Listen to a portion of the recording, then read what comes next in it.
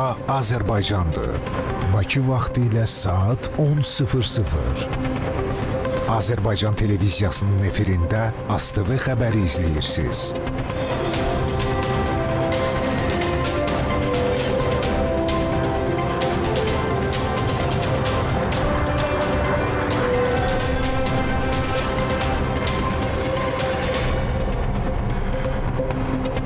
Xəbərlərin 10 buraxılışını Leyla Cavad təqdim edir.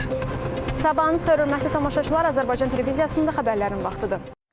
Kiber hücumlar bugün dünyada bütün sahələr üçün əsas təhlükələrdən biridir. Azərbaycanda da bu məsələ aktualdır. Son dövrlərdə həm dövlət qurumlarına, həm də vətəndaşlara qarşı kiber hücumların sayı artması səbəbindən mübarizə tədbirləri də gücləndirilir. Rəqəmsal İnkişaf və Nəqliyyat Nazirliyi İnnovasiya və Rəqəmsal İnkişaf Agentliyinin İsrailin Texnologiya İnstitutu ilə birgə təsis etdiyi kiber təhlükəsizlik mərkəzində təlimlərə qeydiyyat başlayıb. Kiber hücumlar.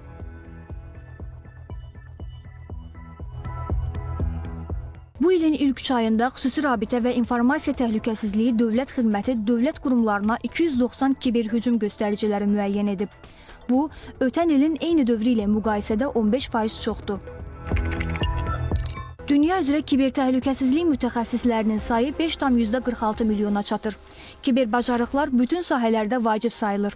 Çünki kiber cinayətkarlar geniş şəbəkələri hədəf alırlar. Bu səbəbdən şirkətlər fəaliyyətlərini qorumaq üçün mütəxəssislərə ehtiyac duyurlar. Ölkəmizdə bu sahədə kadr hazırlığını həyata keçirən əsas qurumlardan biri Azərbaycan Kiber Təhlükəsizliyi Mərkəzidir. İndiyədək 280 nəfər mərkəzdə təlim alıb. 6 ildir təxmini kiber təhlükəsizliyə marağım var. Özümlə məşğul olurdum. Kiber təhlükəsizlik üzrə xarici müəllimlərdən dərslər və təcrübə qazanırıq. İlk 2 ayı biz ümumi fundamental biliklər öyrəndik. İndi hal-hazırda maşınlara sızma, maşınlar haqqında məlumat toplama, sistemlər haqqında məlumat toplama. Kiber təhdidlərinin qarşısını almaq üçün mütəxəssislərə ehtiyac var. Biz də bura seçilən tələbələrdən biri olaraq ölkəmizin gələcəyinə fayda vermək üçün çalışırıq.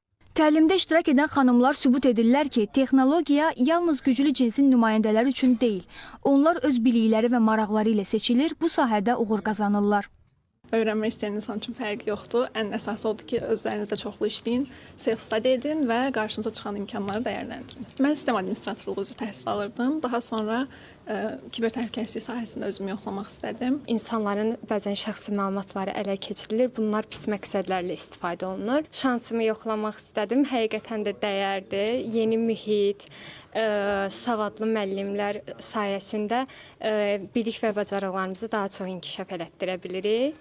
Hazırda 60 nəfər təhsilinə davam edir. Tədrislər müxtəlif ölkənin aparıcı mütəxəssisləri tərəfindən həyata keçirilir. Red Team instructor. Currently I'm delivering the penetration testing course. Mən komandanın təlimçisiyəm. Hal-hazırda penetrasiya testi kursunu tədris edirəm. Bu kurs nüfuz testinin metodologiyasını əhatə edir. Hansı ki, hədəfə qarşı hücum fəaliyyətidir. İlk növbədə biz onlara penetrasiya testinin kontekstini, ilkin razılaşdırma mərhələsində tələb olunan sənədləri, necə davranmalı olduqlarını, etik davranış qaydalarını, məxfilik razılaşmalarını və digər vacib məsələləri öyrədirik. 17 yaşı tamam olan hər bir Azərbaycan vətəndaşı bu layihədə iştirak edə bilər. Layihə tam təqaüdlü və ödənişsiz həyata keçirilir. Azərbaycan Kiber Təhlükəsizlik Mərkəzinin əsas məqsədi kiber təhlükəsizlik sahəsində insan kapitalının inkişafına dəstək olmaq və yüksək ixtisaslı kadrların yetişdirilməsidir. Layihə İsrailin Texnologiya İnstitutu ilə birlikdə həyata keçirilir və artıq 6-cı dalğasına start verib. 6-cı dalğa aprel ayının 7-sinə, may ayının 8-nə qədər davam edəcək. İngilis dili biliyi yüksək səviyyədə olan və ilkin İKT biliklərinə malik şəxslər kiber təhlükəsizlik təlimləri layihəsində iştirak edə bilər. Onlayn forma vasitəsilə qeydiyyatdan keçərək növbəti mərhələlərdə imtahan və müsahibəni uğurla tamamlayan 60 nəfər layihədə iştirak etmək hüququ əldə edəcək. Təlimlər 6 ay müddətində praktiki məşğələlər şəklində davam edəcək. Proqramı uğurla bitirən iştirakçılara sertifikatlar təqdim olunacaq. Şamilə Şamil qızı, Mirəziz Mirəloğlu, ASTV xəbər.